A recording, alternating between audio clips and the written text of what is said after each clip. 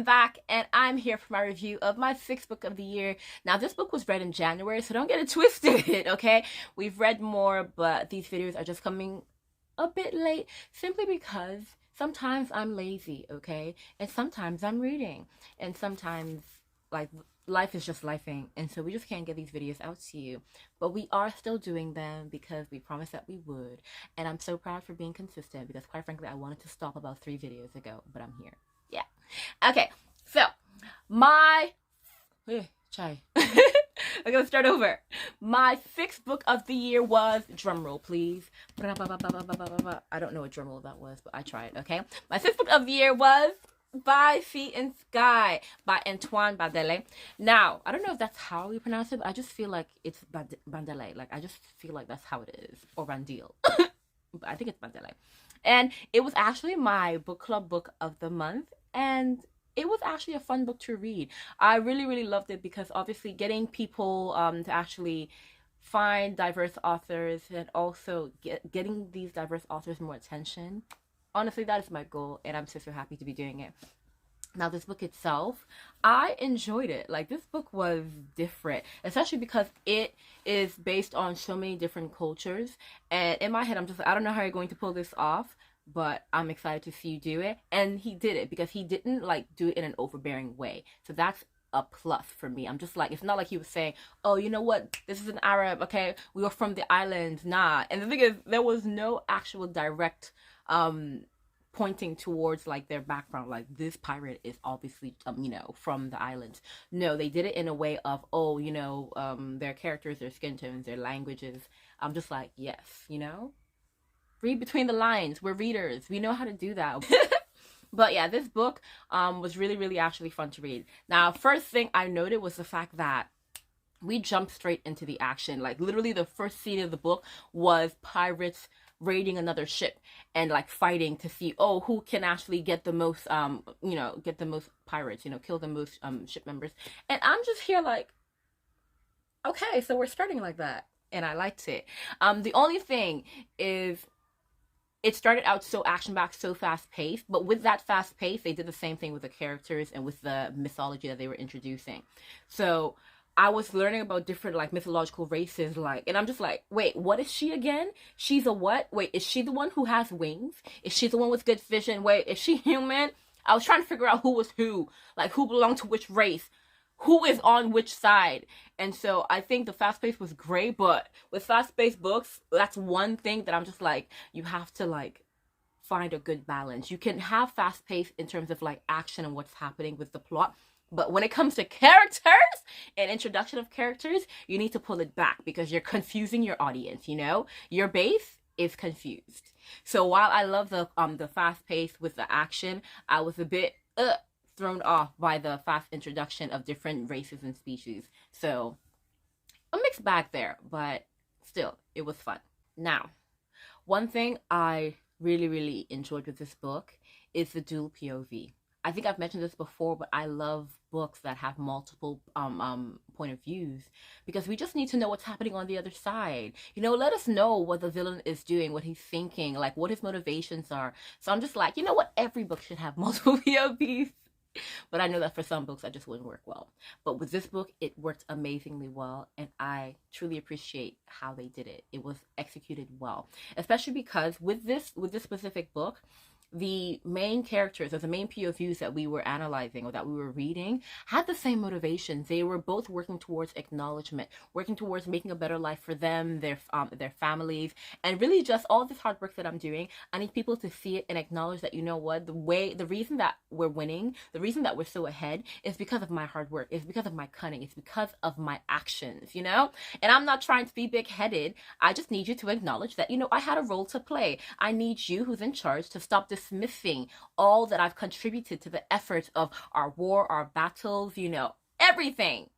So, quite frankly, it was great to see that both of these characters had the same motivations, had the same things driving them. But they were on the opposite side. Because like whenever like we read books of multiple POVs, you have the villain or you just have other POVs and everyone's working, everyone's working towards something different. But now that you have two people who are working towards the same goal, but like for different side, then it's like, oh, You guys are the same, but you guys just found yourself on different sides of the fight. And so who do we root for? And I think that was why I really enjoyed this book, because I was just like, I was introduced to this book with you, and then I saw your side, and I'm just like, both of your fights are valid for you individually. The rest of your crew, the rest of your crews got different motivations, so I can't root for that. But both of you specifically, both of the main people who were speaking the POVs, their motivations were valid. I couldn't even fault them for it. But I was just like, ooh, there's history on both sides. So who do I root for? And I'm just like, guys, this is what this book did well. Like, just making you like kind of fight in terms of like, who are you rooting for? Or is this just a book where we're just like reading, and then whoever wins wins, and we're just gonna be on the sidelines, whatever? Because quite frankly, what can we do? But yeah, that book did this part extremely well, and I loved it.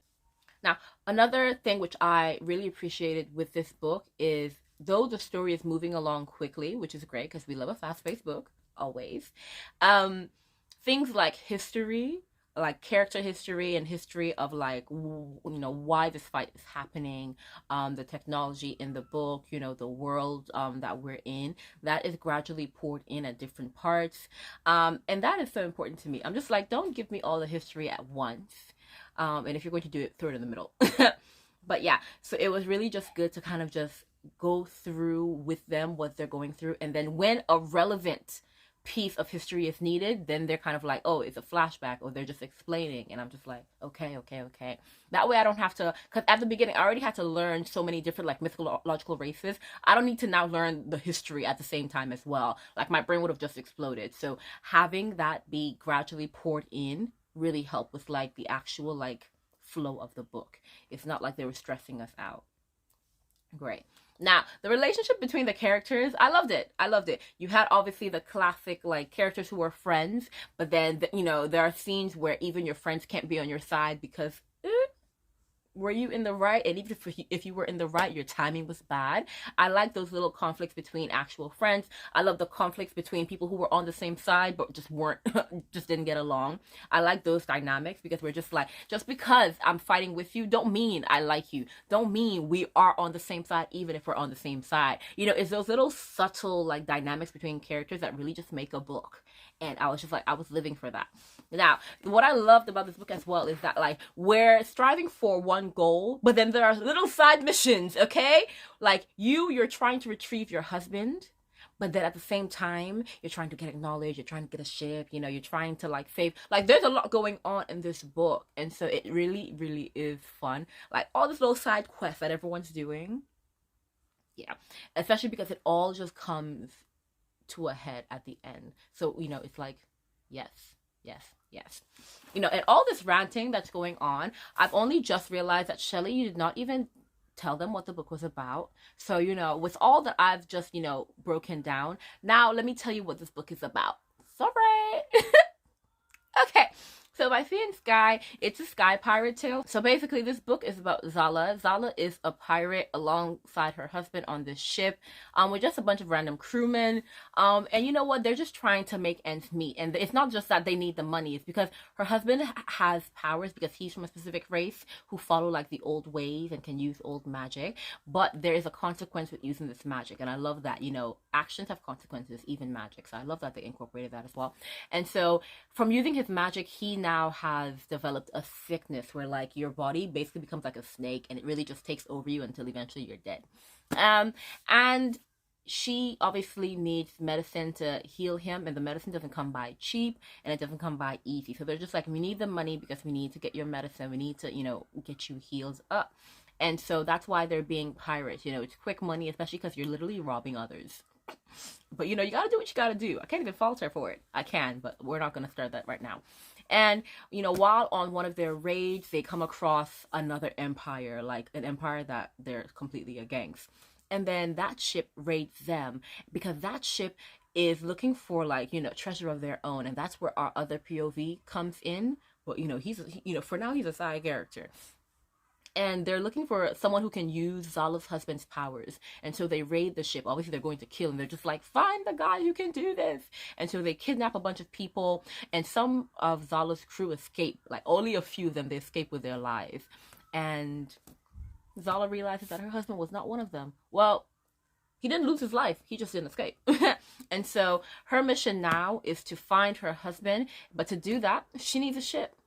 And she already doesn't get along with her crew. Her crew doesn't like her except for like 1 or 3. And so they finally get aboard someone's ship. But the enemy has advanced technology. They have ships that can fly, guys.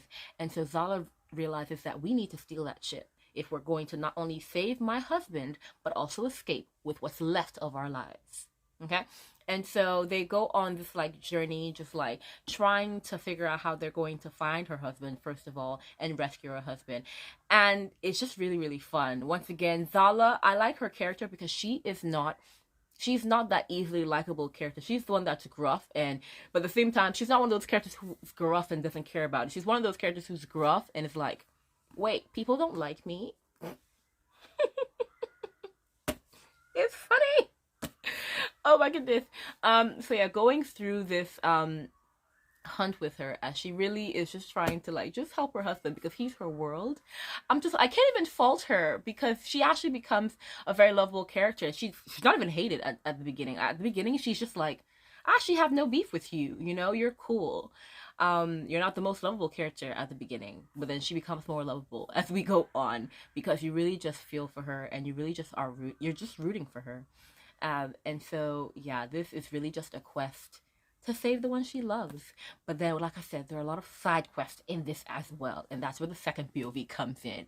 But yeah, this book, it was a good book. I did give it 3.5 stars. Like, it just fell short of that 4-star because of the confusion with the races at the beginning. I'm just like, you really threw me off with that. Like, some things were just so randomly thrown in at the beginning, but that's not all that threw it off the 4-star. In the middle, the pace did slow down. So while the book was majorly fast-paced, in the middle it slowed down to the point that I was just like, meh. I was just like, there's not a lot going on here.